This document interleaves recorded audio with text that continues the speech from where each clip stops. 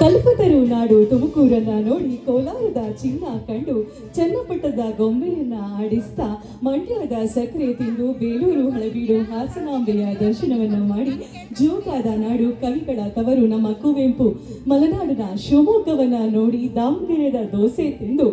Chikkamagaluru coffee ಕುಡಿದು ಶೃಂಗೇರಿ ಹೊರನಾಡು ಧರ್ಮಸ್ಥಳ ಕೋಲೂರು ಮೂಕಾಂಬಿಕೆಯ ದರ್ಶನವನ್ನ ಮಾಡಿ ಮಂಗಳೂರಿನ ಯಕ್ಷಗಾನವನ್ನ ಕಂಡು ಕಾರವಾಡದ ಹಡಗಲ್ಲಿ ಕೂತು ಧಾರವಾಡದ ಪೇಡ ತಿಂದು ಬೆಳಗಾವಿಯ ಕೊಂದ ತಿಂದು ಗದಗಿನ ಸಂಗೀತವನ್ನ ಕೇಳುತ್ತಾ ಹಾವೇರಿ ಕೆರೆಗಳನ್ನ ಸುತ್ತಾಡಿ ಯಾದಗಿರಿ ಬೆಟ್ಟವನ್ನ ದಾಟಿ ಬೀದರ್ನ ಕೋಟೆ ಕಂಡು ಹುಬ್ಬಳ್ಳಿಯ ರೊಟ್ಟಿ ತಿಂದು ವಿಜಯನಗರ ಸಾಮ್ರಾಜ್ಯದ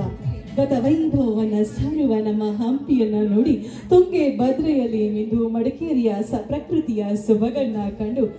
ನಮ್ಮ ಮೈಸೂರು ನಗರಿ ರಾಜರ ಅರಮನೆಯನ್ನ ನೋಡ್ಕೊಂಡು ಬಂದ್ರೆ ಜೀವನ ಪಾವನವಾಗುತ್ತೆ. ಅಂತಹ ಅದ್ಭುತ ನಾಡು ನಮ್ಮ ಕನ್ನಡ ನಾಡು. ಜೋರಾದ ಚಪ್ಪಾಳೆಯೊಂದಿಗೆ ಎಲ್ಲ ಗಣ್ಯರನ್ನು ಕೂಡ ಗೌರವಿಸೋಣ.